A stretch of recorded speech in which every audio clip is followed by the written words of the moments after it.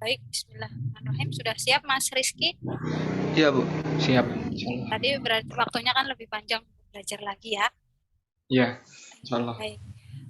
Bismillahirrahmanirrahim. Assalamualaikum warahmatullahi wabarakatuh. Waalaikumsalam warahmatullahi wabarakatuh.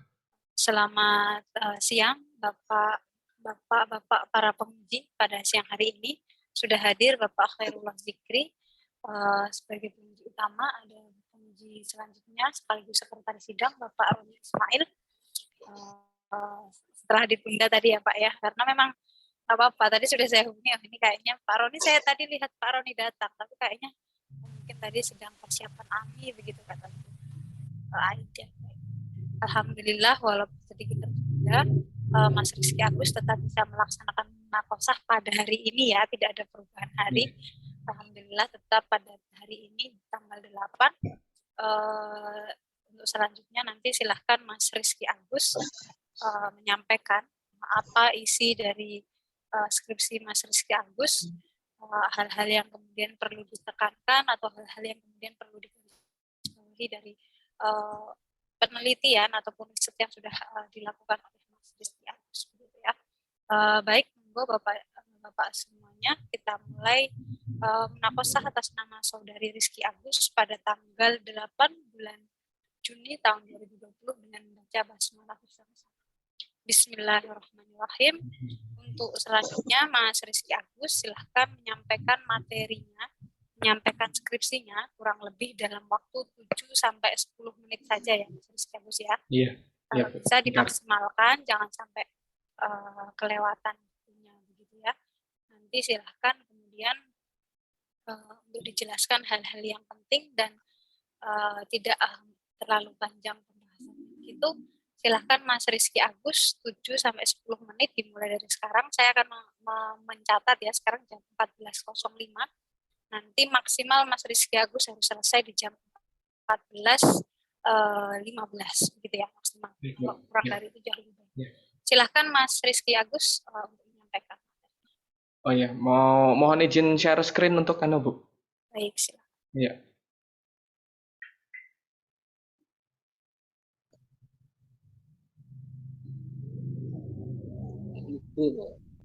Sudah saya co-host. Oke. Iya, terima kasih Pak. Ya, sebelumnya selamat siang dan Assalamualaikum warahmatullahi wabarakatuh. Terima kasih kepada Bapak Roni, Bu Siti Khotijah, dan juga Bapak Khairullah Zikri untuk bisa meluangkan waktunya untuk melaksanakan sidang skripsi saya ini. Yang mana sempat tertunda dan akhirnya bisa dilaksanakan pada hari ini. Oke, jadi langsung saja Pak Roni, Pak Zikri, dan Bu Khotijah. Ini skripsi saya membahas tentang kematangan, dari judulnya kematangan beragama Jemaat Gereja Keluarga Kudus Banteng Sidoarjo Ngaglik Sleman Yogyakarta di masa pandemi COVID-19. Yaitu skripsi ini sebenarnya penelitian saya dilaksanakan tahun kemarin ya, sudah ya setahun lah hitungannya sudah dilaksanakan tahun kemarin. Lanjut saja di latar belakangnya. Jadi kondisi di latar belakangi wabah COVID-19 yang memaksa seluruh umat beragama untuk karena wabah COVID-19 ini bagi kita baru ya, terutama untuk umat beragama tentunya kan yang kebiasaan normal kebiasaannya kita beribadah seperti biasa, tata cara peribadatan seperti biasa, kemudian ditabrak melalui masa pandemi COVID yang tentunya memakan banyak nyawa manusia, lalu kemudian demi menjaga kesehatan bersama tentunya kan tata cara peribadatan baru diatur sedemikian rupa agar umat-umat manusia di Indonesia tetap bisa beribadah, dan itu yang latar belakangi saya untuk, dan juga karena wabah ini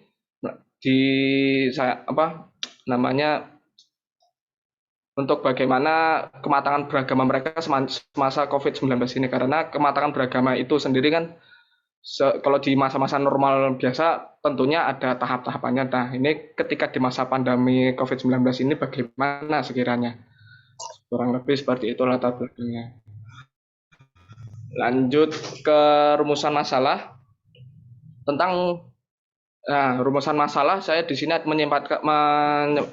menyiapkan 2 poin dari rumusan masalah ini. Yang pertama, tentang bagaimana penerapan peribadatan di masa pandemi COVID-19 pada Gereja Keluarga Kudus Menteng. Terus yang kedua, tentang bagaimana pengaruh peribadatan dalam kondisi pandemi COVID-19 pada kematangan beragama jemaat gereja. Jadi 2 poin ini yang menjadi rumusan masalah dalam penulisan skripsi saya. Lalu lanjut ke tujuan penelitian.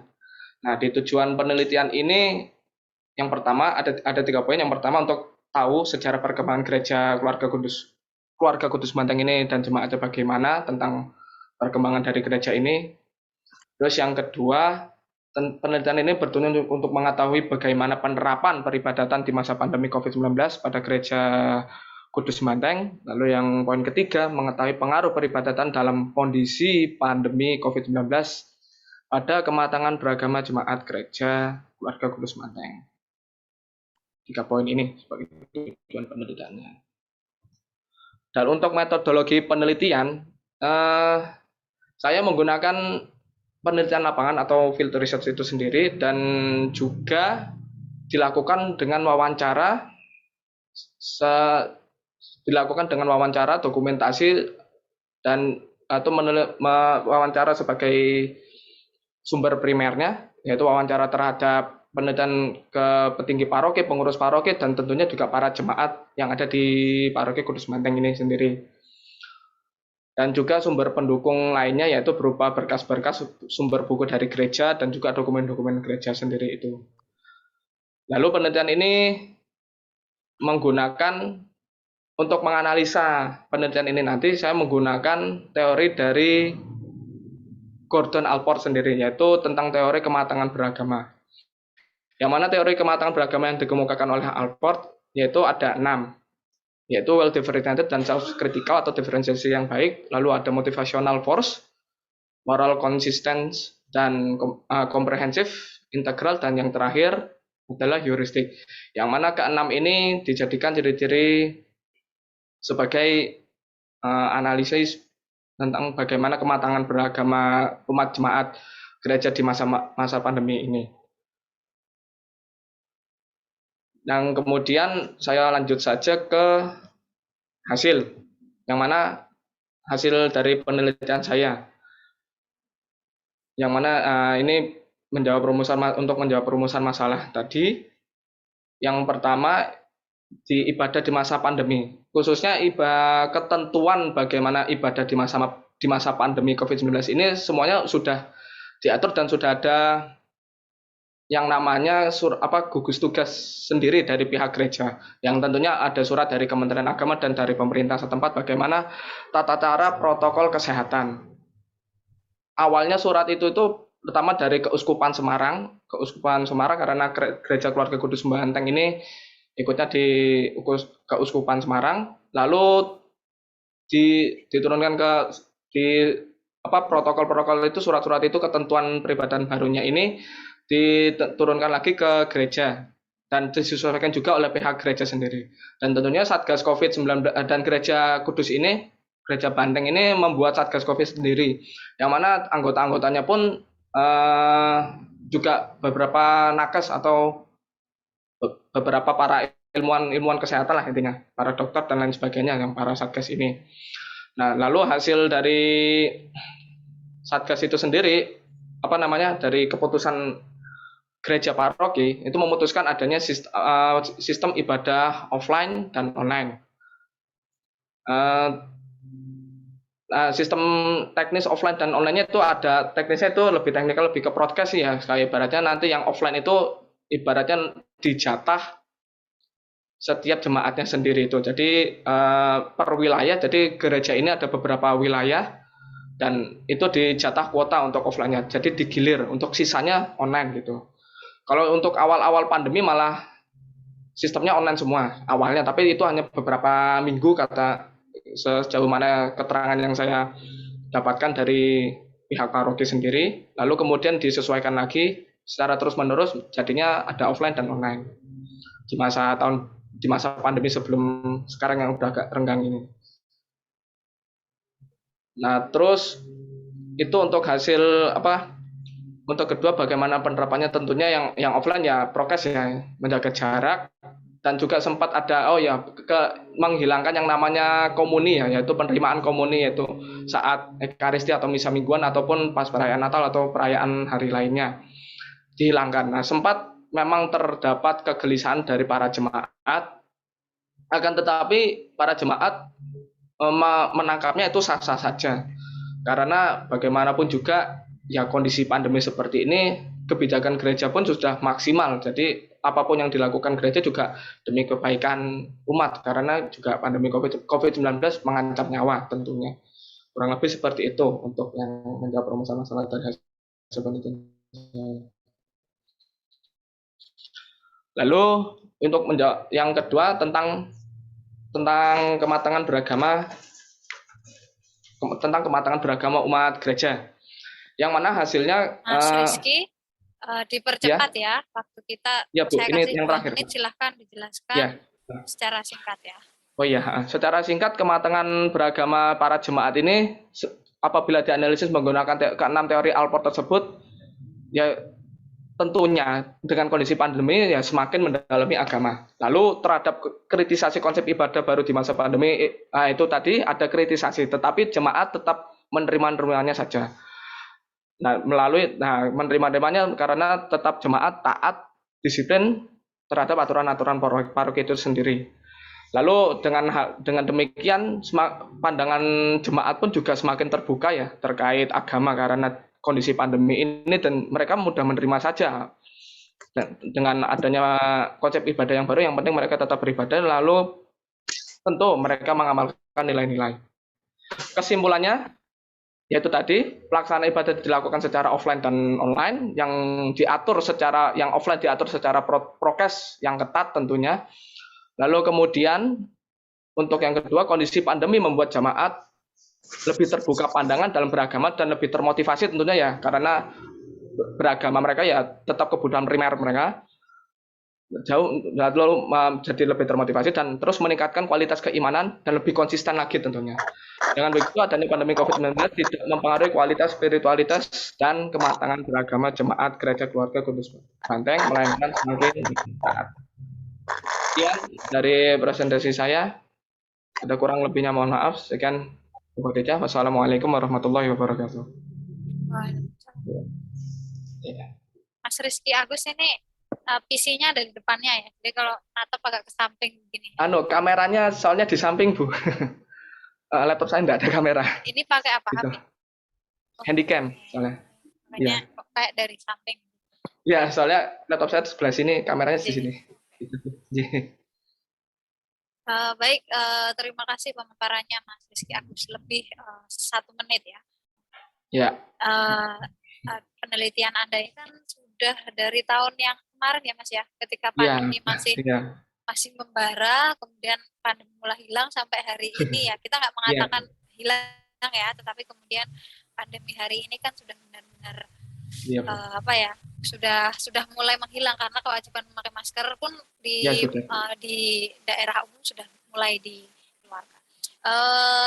Selamat Mas Rizky Agus ya, karena Anda ini angkatan 2016. Saya rasa perjuangan Anda panjang, tapi Anda luar biasa bisa pada tahapan di sini.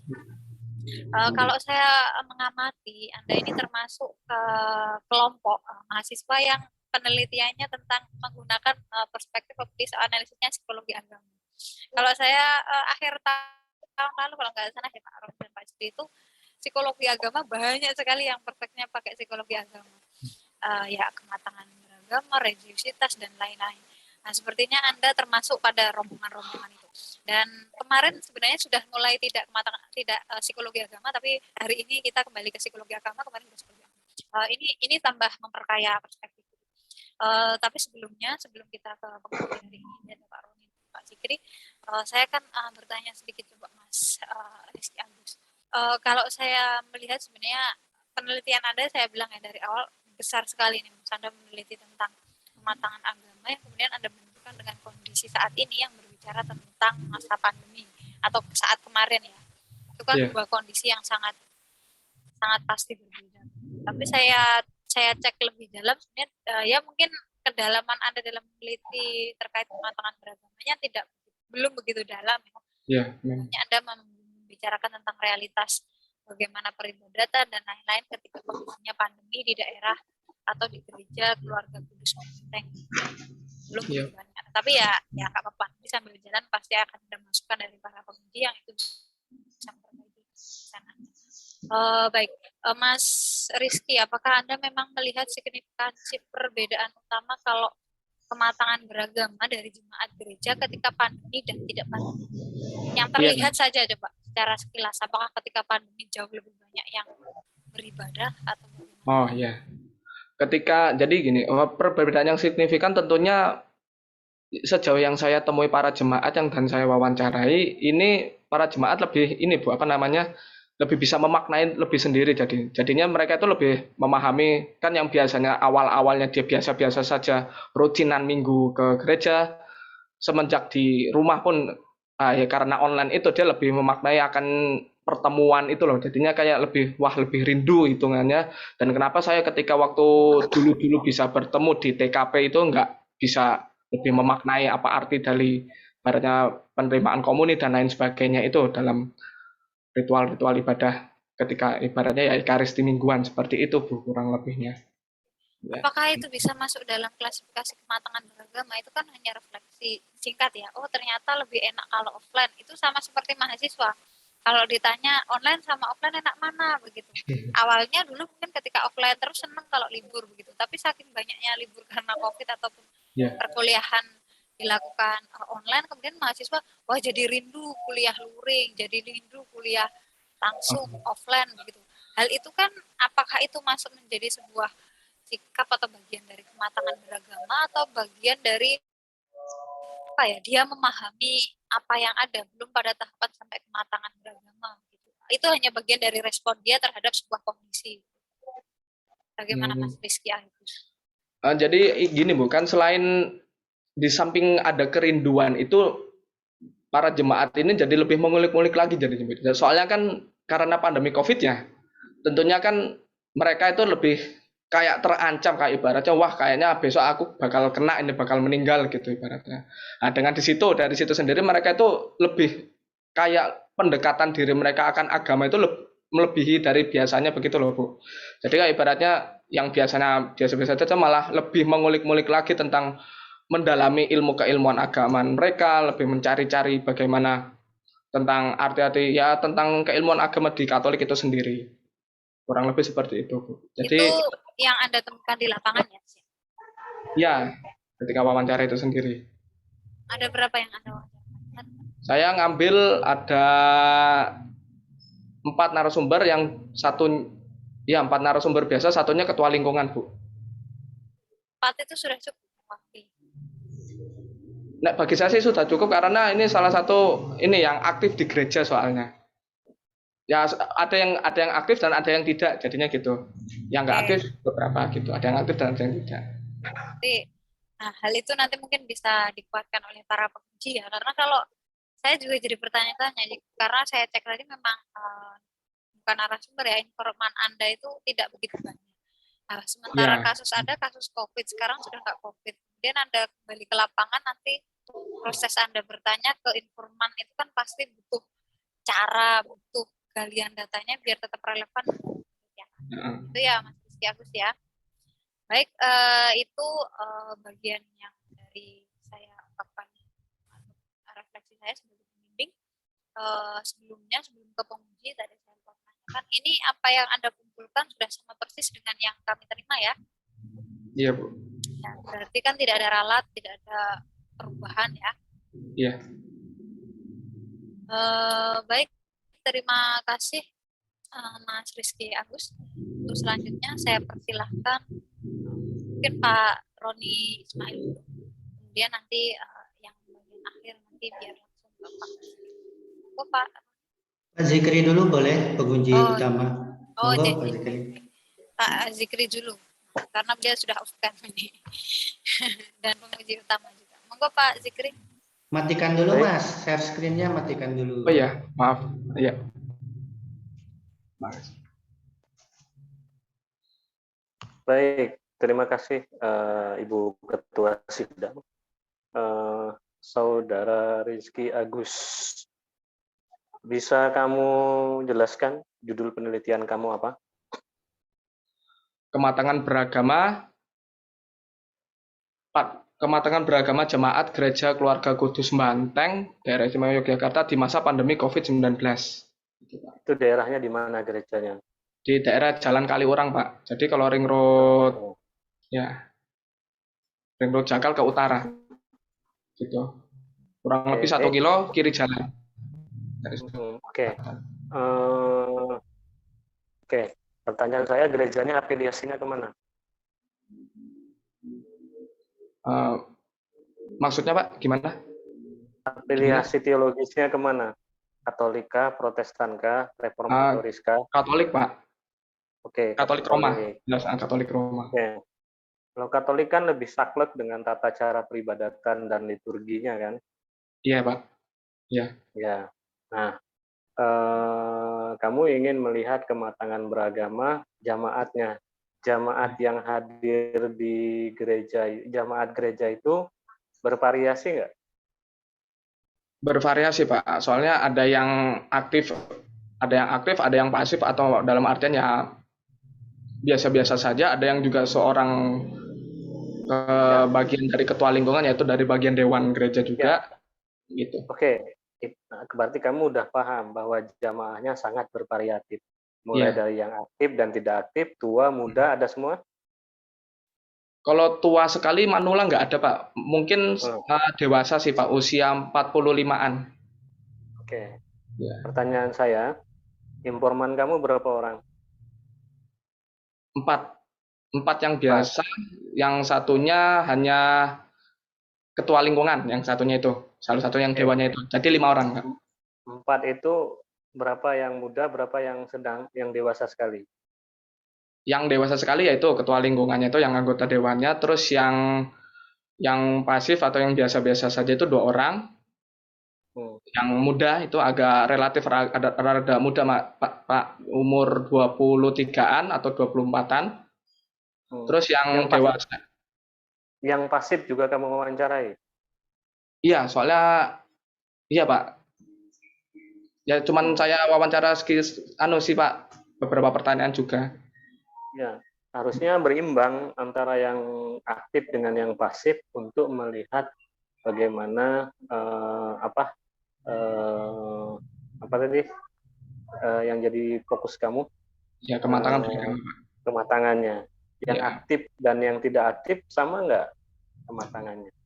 Karena kamu pakai teori, tapi pembuktiannya belum nampak. Ya. Iya, Pak. Nah, justru yang harus kamu tunjukkan itu adalah seberapa banyak dari informan itu yang menunjukkan gejala-gejala atau kematangan beragama yang sejalan dengan, misalnya kalau dari semua informan, berapa persen yang misalnya tingkat pemahaman keagamaannya meningkat, berapa persen yang tidak ada perkembangan. Lalu dari sekian itu berapa banyak yang mempertahankan komitmen beragamanya sesuai dengan kriteria yang kamu pakai dalam kerangka analisis kamu. Nah, itu belum nampak. Oke? Iya, Pak. Ya, jadi hanya terlihat di satu orang, misalnya kamu sebutkan nama siapa, itu pun tidak detail. Ini misalnya peningkatannya seperti apa. Kalaupun tidak ada peningkatan karena faktor apa, itu kan harus kamu jelaskan sesuai dengan pertanyaan penelitian kamu. Bisa dipahami ya? Bisa, Pak. Iya. Nah, ke pertanyaan penelitian kamu, bagaimana prosesi pelaksanaan ibadahnya? Proses pelaksanaannya? Ya, prosesinya. Prosesinya sih untuk yang untuk prosesi misa biasanya, Pak. Iya. Itu secara offline itu ya kalau awal-awal sempat dihilangkan beberapa, kayak ibaratnya yang seperti penyemprotan air suci terus sama penerimaan komuni itu Pak.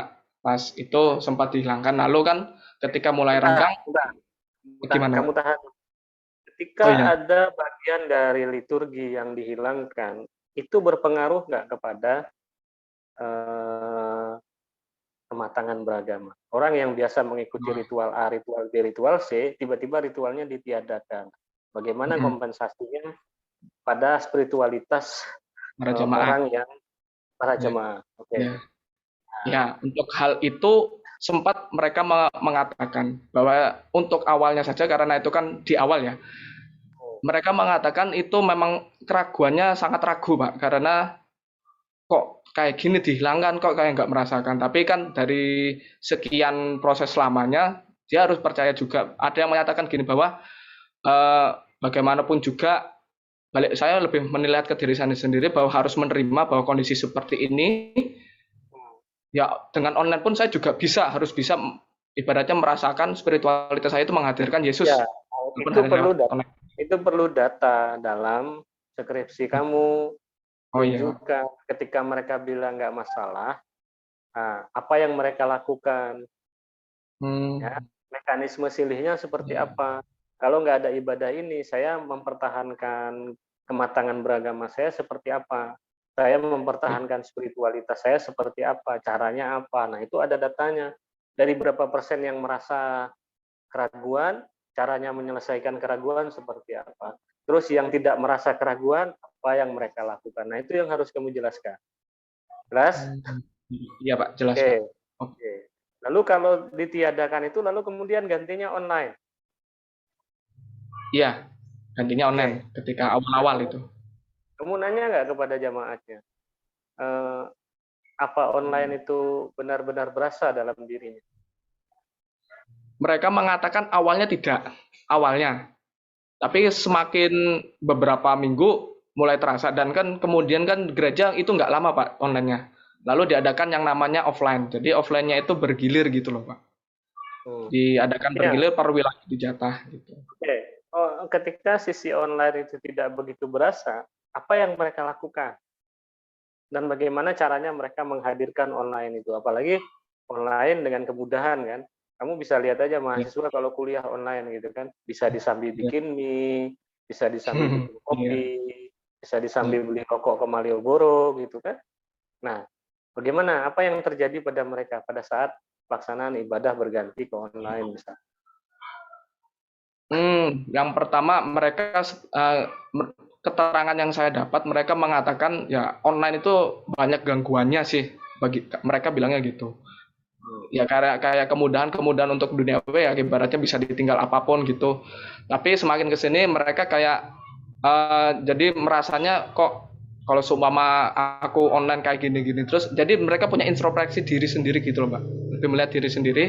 Kalau kayak ya kalau walaupun mereka dapat jatah online, besok-besoknya mereka memperbaiki sendiri Pak. Untuk kalau online ya mereka pakai baju rapi, nggak yang sembrono, nggak di ruangan terbuka, malah mereka lebih ke ruangan yang agak tertutup, yang ibaratnya sebelumnya online kadang ada halangannya kayak tamu masuk lah atau bukan tamu sih seperti ya apalah gangguannya gitu, gonggongan anjing atau apapun itu. Mereka lebih mengkondisikan diri agar bisa tetap menghadirkan Kristus ketika misa online gitu Pak. Oke. Ya itu teknis ya. Tapi pada sisi spiritualitas pembuktiannya gimana? Ya itu tadi Pak, dari teknis itu sendiri mereka perlahan-lahan mulai merasakan walaupun tidak seperti ketika offline gitu Pak. Seperti itu. Ya. Oke. Nah itu perlu ada penjelasan detail ya Mas dalam skripsi kamu, pendapat dari orang-orang itu dan bagaimana yang mereka rasakan detail dijelaskan dalam skripsi kamu. Jadi bukan hanya superficial, ya, saya berubah. Buktinya perubahan kayak apa? Saya tetap merasa bisa menghadir. Buktinya apa? Kan gitu. Semua orang bisa bilang bahwa saya ada peningkatan, tapi buktinya seperti apa? Peningkatannya kayak apa? Ya. Nah, itu yang perlu dijelaskan dalam setiap poin-poin dari yang kamu buat menggunakan analisis yang kamu gunakan dalam kerangka teori itu. Jadi poinnya apa? Nah, itu pembuktiannya seperti apa? Berapa banyak jamaah yang mengalami hal yang sama? Berapa banyak juga jamaah yang sama sekali tidak begitu peduli? Nah, itu juga perlu untuk menjelaskan dinamika yang terjadi di gereja yang kamu teliti ini.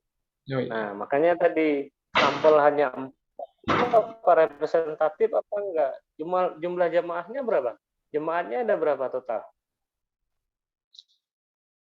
Lumayan banyak sih Pak, kalau nggak salah bisa sampai ya ribuan, nggak nyampe ribuan sih, beberapa ratus, 500 atau 700-an Pak.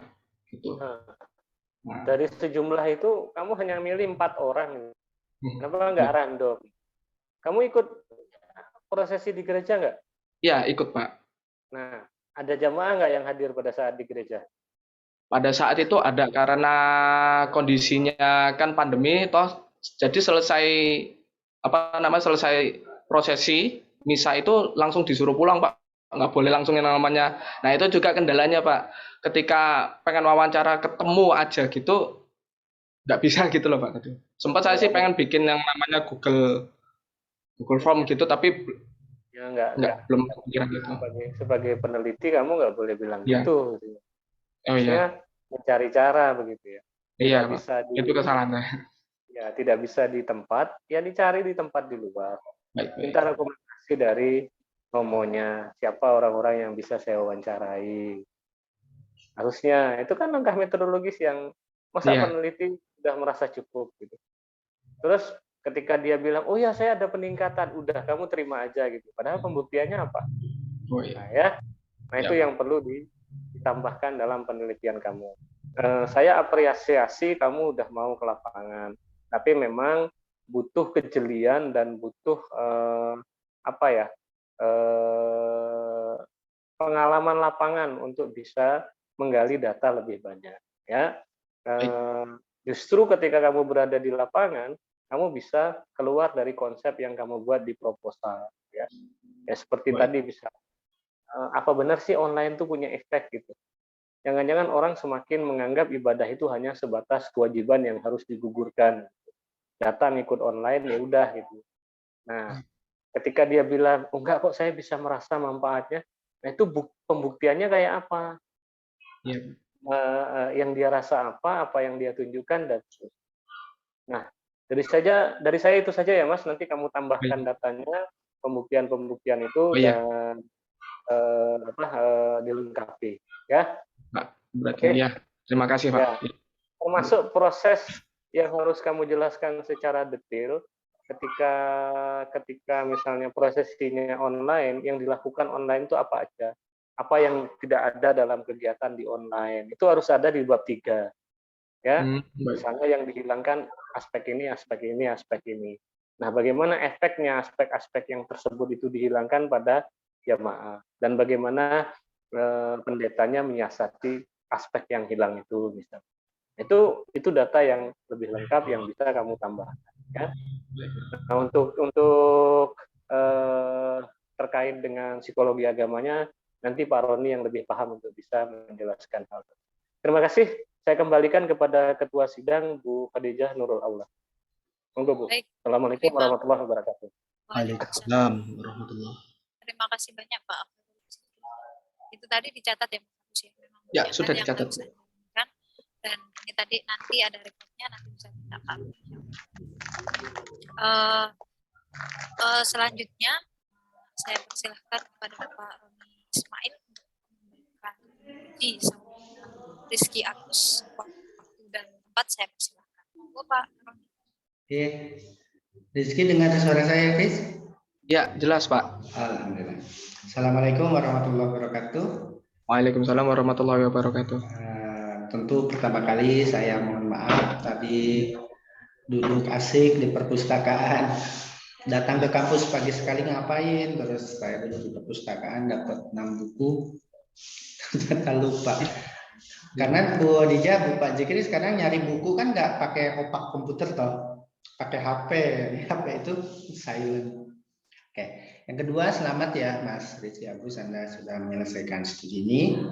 Dan selanjutnya kami sebagai tim uji akan menguji skripsi ini, bukan menguji Anda ya Mas, menguji skripsi Anda yang sudah Anda tulis. Dan tentu saya akan lebih banyak dari perspektif psikologi agamanya. Kalau tadi Pak Zikri dari banyak aspek. Yang pertama Mas Rizky, yang pertama, tadi sudah ditanyakan ya, kenapa gereja Kudus? Apakah gereja lain di masa pandemi ini tidak mendukung jamaahnya untuk mencapai jemaatnya, untuk mencapai kematangan beragama? Adakah argumen itu di latar belakang masalah, Mas? Saya sudah print ini latar belakang masalah ini. Oh iya, Pak. Belum ada kayaknya. Ya. Ya. Argumen saya sih karena Gereja Keluarga Kudus Manteng ini yang membuat berbedanya kebijakan gereja sih Pak. Karena kebijakan gereja ini hitungannya lebih sistemnya jadi nggak kayak terlalu terbuka kayak gereja lain. Kalau gereja lain kan kasus menurun COVID, dia berani buka lah hitungannya, kayak berani dibikin agak normal saja. Tapi gereja ini yang berani bikin prokesnya seketat-ketatnya, dibikin online sekalian. Jadi ibarat jamaah itu ditahan saja di rumah gitu loh Pak. Pertanyaan saya kan bukan masalah prokes gereja, prosedur ya, tapi kan walaupun pandemi tidak hanya gereja, wihara, masjid juga tetap melakukan pembinaan untuk membina umatnya, untuk mencapai apa yang dikatakan dalam psikologi agama, dan itu menjadi concern Anda tentang kematangan beragama. Gitu loh Mas. Iya. Di paragraf mana? Nah, itu kan harus ada di latar belakang masalah. Itu akan selalu dikejar oleh penguji, pembimbing, dan pembaca. Mengapa sih memilih gereja ini kan? Misalnya ada hal lain yang unik.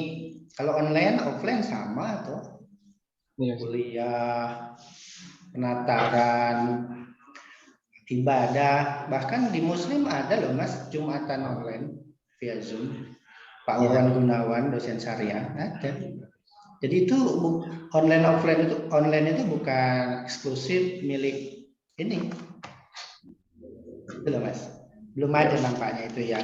Dan itu argumen akademik toh yang Anda bangun, dan itu menarik Anda untuk meneliti ini. Nah, mohon itu dirumuskan ulang. Oke, halaman 4 ya Mas, ada dua paragraf ini, bukan kalimat, bukan paragraf ya, hanya satu kalimat nih.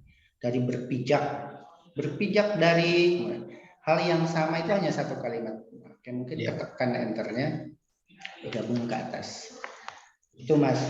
Kemudian selanjutnya, rumusan masalah Anda nomor 1 dijawab di bab berapa Mas? Di nomor 1 di bab 3 Pak. Oke, kalau nomor 2 apa rumusan masalahnya? Tentang bagaimana kematangan beragama jemaatnya Pak. Bukan, rumusan masalah. Yang nomor 2 kan? Baca. Yang nomor 2 itu tentang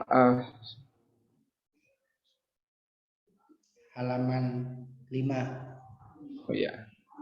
Bagaimana pengaruh peribadatan dalam kondisi pandemi COVID-19 pada kematangan beragama jemaat Gereja Keluarga Kudus Manteng Pak. Pengaruh ibadat toh? Ya. Peribadatan. Kalau bab 4 Anda tulis apa Mas? Di halaman 60. Ya, di bab 4 saya tulis halaman 60. Ya. Di bab 4 saya tulis judulnya pengaruh pandemi COVID-19 terhadap kematangan beragama jemaat Gereja Keluarga Kudus Manteng Pak. Sama nggak dengan rumusan masalah 2? Relevan nggak? Oh iya, judulnya agak berbeda Pak. Ya. Padahal rumusan masalah nomor 2 Anda jawab di bab berapa? Di bab 4 Pak. Oke, berarti tidak sama ya Mas? Ya, harusnya kan pengaruh, walaupun itu implikasi aja ganti ya, itu banyak yang mempersoalkan sebagai terminologi kuanti, kita pakai term yang kuali. Bagaimana implikasi peribadatan dalam kondisi pandemi COVID-19 pada kematangan beragama. Singkat saja, 4 narasumber Anda katakan subjek penelitian yang betul, informan atau informawati atau infovation, itu semua matang beragamanya, Mas.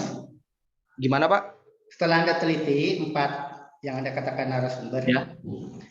yang betul subjek penelitian ya, atau informan, informawati, atau infovation, itu 4-4-nya matang beragamanya.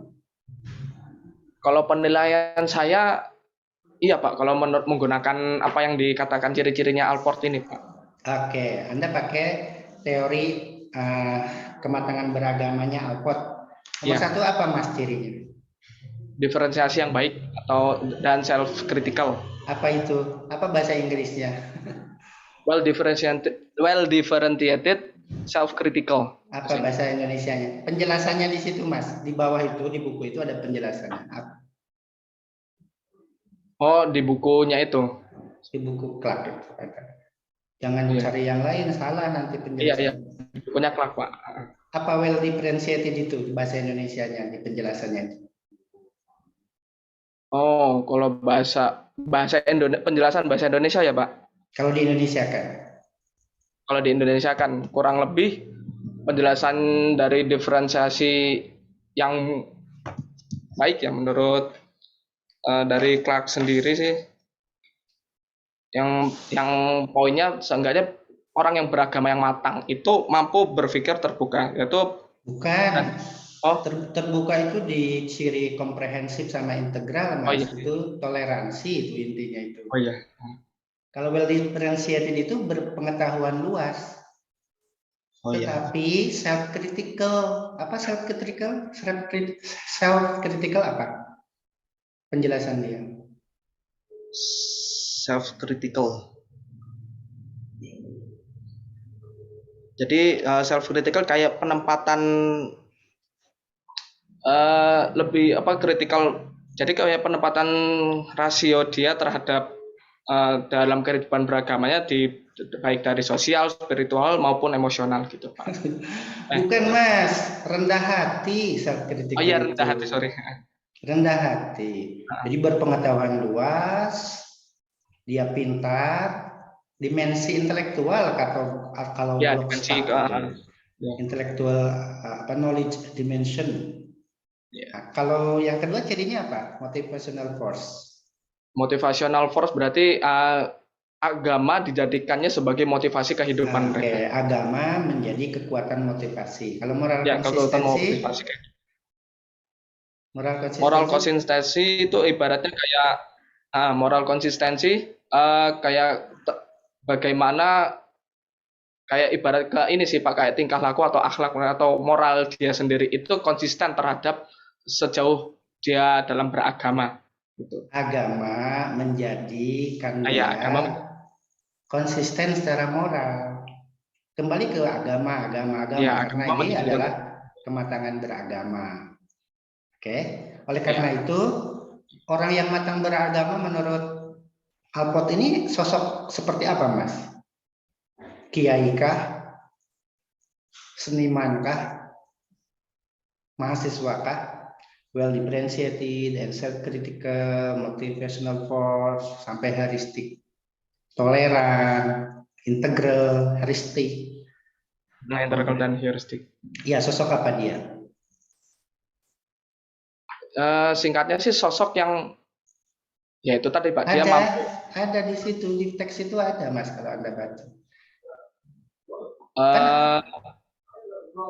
Kan ada James, ada William James. Ya, ada James, ada Women, terus From. Ya. Nah, James lain. Ya. Lain James, orang matang beragama menurut James itu lain. Beda dengan Alport. Beda dengan Women. Women itu saya bocorkan, seorang sosialis, peduli secara sosial. Loyalitas yang layak ditinjau dari sisi kemanusiaan dan sosial. Jadi sosialis dia. Ya. Kalau Alport lebih kayak kau seorang akademisi, Pak. Ya, betul, akademisi. Mengapa? Sehingga sosoknya sosok ideal banget kan? Gak semua orang bisa loh. Ya, akademisi, berpengetahuan luas, tetapi moralnya konsisten, integral, komprehensif, toleran, heuristik, selalu mencari kebenaran, tidak berhenti di situ. Kenapa dia punya teori seperti ini, Mas? Basicnya apa teori dia itu? Orang matang beragama itu basicnya apa bagi dia? Bagi dia ya knowledge-nya dia, jadi pengetahuan dia dan idealisme dia perihal agama. Orang matang beragama itu adalah didasari oleh orang yang matang kepribadiannya. Iya, matang pribadi. Ya, dari mature personality. Ya. Nah, orang yang matang kepribadiannya adalah orang yang kata apa? Ya, yang 3 itu ada, Pak, saya lupa catatannya. Orang yang di masa-masa dewasa, umur berapa sampai berapa, Mas, dalam psikologi perkembangan? Tadi ada 4 orang, umur sekian. Orang dewasa itu, mature, matang, itu usia berapa sampai berapa, Mas? 35, kalau nggak salah. Nah, itu saya kurang tahu usianya. Harus tahu, karena Anda anak-anak ini tidak bisa lepas dari psikologi perkembangan, Mas Rizky Agus. Oh iya. Ya, kalau pakai teori Piaget lain lagi, itu psikologi kognitif. Kalau Alport ini bukan basicnya bukan perkembangan kognitif, tetapi perkembangan personality, kepribadian. Jadi dari situlah dia berangkat. Anda kan kutip nih di kerangka teori, sebetulnya ada 3 ciri orang yang matang secara personal. Orang itulah yang akan bisa. Nah, kembali ke subjek penelitian Anda, jemaat. Apakah jemaat di sana hanya orang dewasa, Mas? Karena kalau pakai teori ini asumsinya para jemaat itu adalah orang-orang dewasa, nggak ada anak-anak. Banyak toh sebetulnya, apalagi Katolik. Kalau Katolik satu kecamatan biasanya hanya satu gereja kan, jamaahnya 1000-an, 700-an. Beda dengan Kristen. Wah, Kristen di mana-mana, ada setiap pojok karena sekte dia. Itu ya, Mas. Anda perhatikan itu penggunaan teori itu. Apalagi Anda hanya 4 nih, 4 itu ada pengurusnya. Ada 1, jadi 5, Pak. Jadi pengurusnya itu satu orang. Jadi 4 yang orang bukan 4, di luar pengurus. 4 jemaat. Ya, 4 jemaat, 1 pengurus. Semua orang dewasa. Orang dewasa itu dari usia berapa? Itu tadi. Anak itu 0 sampai 12, remaja 12 sampai 21, 22 sampai ke atas itu asumsinya dewasa, Mas, mature. Itu mature personality. Itu ya, Mas. Nah, kembali ke rumusan masalah kedua, Mas. Itu yang ditanyakan Bu Khadijah juga tadi. Apakah betul peribadatannya apa saja, Mas? Yang Anda akan korelasikan bagaimana, dengan Pak, peribadatan? Jenis-jenis peribadatannya apa saja? Kan nomor 2 kan bagaimana pengaruh peribadatan toh? Peribadatannya apa saja yang akan Anda korelasikan dengan implikasinya yang berimplikasi terhadap kematangan? Apa saja? Peribadatannya, terima kasih. Ya, tentunya satu cuman ya perayaan Ekaristi, Pak. Ibaratnya perayaan Ekaristi. Terus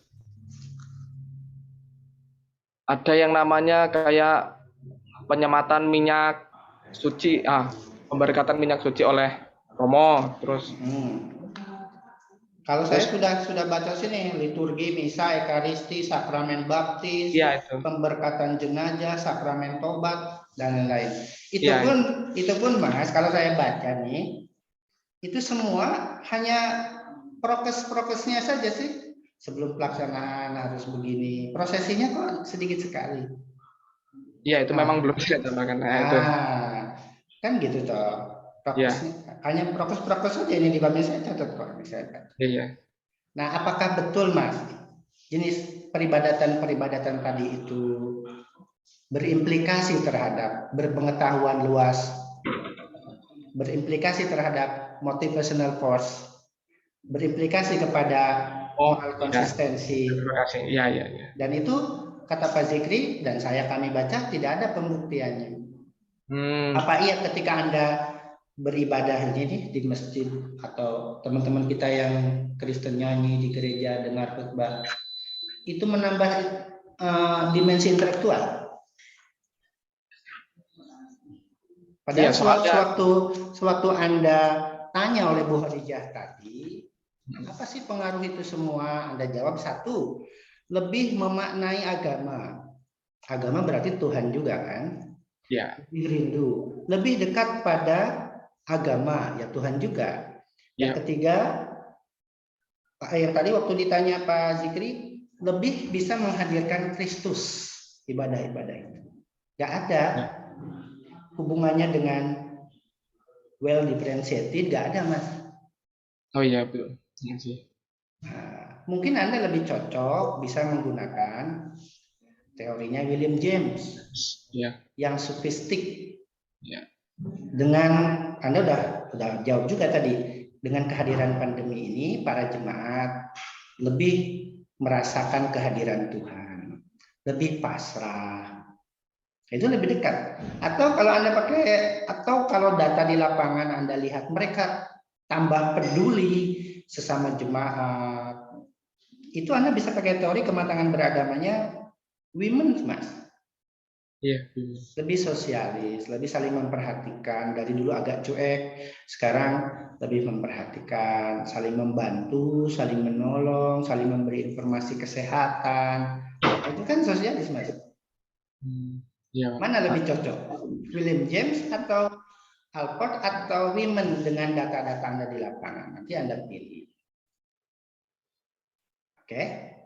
Kalau saya sih kayak lebih menilainya memang lebih cocoknya ke women, enggak ke James, Pak. Anda sendiri menyadari itu. Ya. Mereka lebih dekat kepada Tuhan, lebih merasa tidak berdaya kan? Ya. Sadar bahwa Tuhan itu maha segalanya. Hanya dengan COVID saja kita berantakan. Ibadah aja berantakan. Quote in quote ya. Ibadah juga. Nah, Anda sendiri sudah bisa menilai bahwa William James lebih cocok ya. Tadi Anda kan itu di kesimpulan Anda saya catat, Mas, semakin mendalami agama, kritisasi. Ini salah apa kritisasi ini?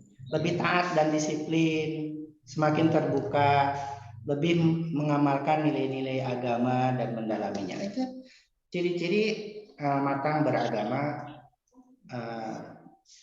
William James.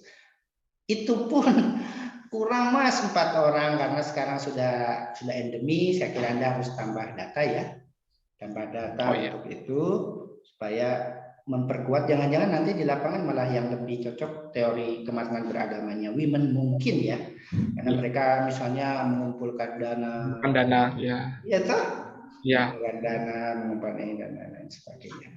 Itu ya Mas, mari kita perbaiki bersama. Dan juga pembuktiannya ya, bukti-bukti untuk mencapai kriteria yang Anda pilih di teori apa nanti, mungkin James atau Women. Terakhir, selamat Anda sudah menyelesaikan ini, insya Allah Anda menghasilkan hasil yang terbaik dan bisa lulus dari prodi ini dengan husnul khotimah. Amin. Oke, saya kembalikan ke Ibu Ketua Sidang, Ibu Siti Khadijah. Monggo Ibu. Baik, terima kasih banyak Pak Roni. Terima kasih juga doanya ya untuk Mas Rizky ya. Sudah didoakan husnul khotimah, segera lulus, segera dibereskan, direvisi begitu ya kalau materi. Baik, terima kasih banyak Bapak Roni Ismail, sekaligus tadi juga dari Pak Khairullah Zikri. Catatan utamanya pasti Mas tadi highlight utama baik dari Pak Zikri maupun Pak Roni itu adalah data Anda ya. Anda perlu mungkin setelah ini kembali ke lapangan, kemudian mencari hal-hal yang tadi dari Pak Zikri dikatakan masih kurang, pembuktian dan lain-lain. Kemudian dari Pak Roni Ismail, coba Anda lihat kembali. Kemudian nanti bisa jadi, benar kata Pak Roni, bisa jadi nanti Anda perlu pisau analisis yang lain begitu setelah melihat kondisi lapangan yang mungkin benar-benar sudah berubah atau berbeda karena sudah endemi begitu ya. Itu adalah masukan yang luar biasa, semuanya demi kebaikan dan demi membuat Mas Rizky Agus ini menjadi husnul khotimah ya dari amin pokoknya. Baik, terima kasih Mas Rizky Agus. Mas Rizky Agus nanti akan ditaruh di waiting je Pak Roni ya. Bosnya jenengan aja Pak. Ini Bu Hadinya bisa bikinkan waiting room? Bisa. Saya taruhkan. Minta dijadikan host saja. Saya tuh lupa kayaknya. Kalau dijadikan host bisa. Sudah. Baik. Mas Rizky Agus. Nggak bisa ya saya jadikan. Bisa. Karena Mas Rizky Agus masih co-host ya, jadi nggak bisa ya. Oke, tapi nggak apa-apa. Oke, saya hapus dulu co-hostnya dari Rizky. Oke, remove co-host. Oh iya. Udah. Oh, malah Bu Khadijah. Sudah. Baik, Mas Rizky Agus, Anda saya taruh di waiting room. Nanti jangan kemana-mana, di situ dulu ya, sambil berdoa. Semoga Anda lulus begitu ya. Husnul Khotimah begitu. Baik. Nanti kalau sudah waktunya, jika ada perintah masuk, nanti masuk ya. Jangan pergi kemana-mana. Ke kamar mandinya ditahan dulu ya. Kejam sekali. Kamar mandi sudah ditahan. Pak Zikri. Pak Zikri. Lagi di rumah sakit ya Pak Zikri? Oh. Apa di rumah? Di ini kayaknya tadi di ruangan Pak. Di prodi. Di prodi. Oh, monggo derek saya. Telepon Pak Zikri. Saya A- karena kurang data sedikit aja itu kayaknya. Tinggal ditambahi dilengkapi. 94. Oke, siap Pak. Ya. Monggo saya sama Amin 92. Oke. Bu Khadijah yang lebih tinggi lah karena pembimbing. Sebentar. Bagi 3. Oke. Saya 96 ya Pak ya. Ya. 96 tambah 94 tambah 92 sama dengan bagi 3. Oke, nilainya 94 A-. Saya panggil kembali Jeh Pak. Ya, silakan.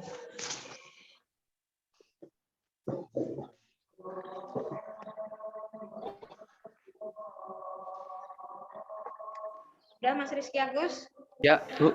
Tadi Anda keluar ruangan nggak ini ya, Yo? Saya di sini terus, Bu. Di situ Sini ya. aja. Ya. Oke, baik Mas Rizky Agus. Alhamdulillah munakosah atas nama saudara sudah berlangsung hari ini. Anda sudah mempertanggungjawabkan apa yang sudah Anda tulis dan studi selain apa yang Anda tulis, Anda juga mempertanggungjawabkan periodisasi Anda studi dari tahun 2016 ya. Alhamdulillah berdasarkan kebaikan hati para penguji dan juga memang semangat Mas Rizky Agus yang luar biasa dan berdasarkan ujian serta berkas skripsi atas nama saudara Rizky Agus, Anda dinyatakan lulus. Alhamdulillah ya Mas Rizky Agus ya, dengan nilai 94. Amin ya Mas. Nah, itu sudah luar biasa. Itu adalah apresiasi yang luar biasa dari kami terhadap usaha dan semangat Mas Rizky Agus untuk husnul khotimah ya. Saya yakin pasti banyak hal-hal, rintangan, hadangan untuk Mas Rizky Agus atau ini untuk berhenti di tengah jalan, tapi itu luar biasa, itu semangat Mas Rizky Agus. Mulai hari ini Anda berhak menyandang gelar SAG ya, dan Anda berhak sebagai sarjana studi agama. Dengan apa yang ada di dalam gelar baru Anda memiliki tanggung jawab secara moral dan juga Anda memiliki hak untuk kemudian berkarya dalam bidang apapun, dan Anda juga berhak untuk melanjutkan studi dimanapun Anda di jurusan apapun itu, dan bisa juga di S2 studi agama ya. Karena kita juga sudah memiliki S2 studi agama. Jadi saya rasa juga karena Anda sudah cukup layak bisa ditingkatkan. Dan sekali lagi Mas Rizky Agus, nilai 94 itu adalah nilai yang sudah direvisi ya. Jadi kalau Mas Rizky Agus tidak revisi, nanti nilai ini tidak akan diberikan. Siap merevisi Mas Rizky Agus dengan harus ke lapangan, memperbaiki itu tadi ya? Sangat siap, Bu. sangat siap, luar biasa, di semangatnya sudah luar biasa. Anda nanti ya silahkan ke lapangan, tadi yang perlu dikembali begitu secepatnya, karena saya tahu Anda juga pasti harus berburu-buru ya, karena tanggal 16 juga tidak membayar dan lain-lain. Prinsipnya saya yakin semua penguji maupun pembimbing itu siap untuk mempermudah Anda. Yang penting Anda menunjukkan semangat dan memang ada perbaikan dari yang diberikan saat. Begitu ya Mas Rizky Agustinus dan Bapak Ibu, Bapak-bapak semuanya, Bapak Khairullah Zikri dan Bapak Roni Ismail, kami ucapkan terima kasih banyak telah bersedia menguji saudara Rizky Agus. Akhirul kalam, terima kasih semuanya. Mari kita akhiri menapos yang hari ini dengan membaca Alhamdulillah. Sekali lagi selamat Mas Rizky Agus dan terima kasih untuk para penguji. Saya akhiri, wassalamualaikum warahmatullahi wabarakatuh. Waalaikumsalam warahmatullahi wabarakatuh. Selamat ya Mas. Mas Rizky Ya, Agus. terima kasih Pak Roni. Jika kurang ya dalam membimbing Mas Rizky Agus ya. Saya sekarang tutup segera ya. direvisi. Ya. Biar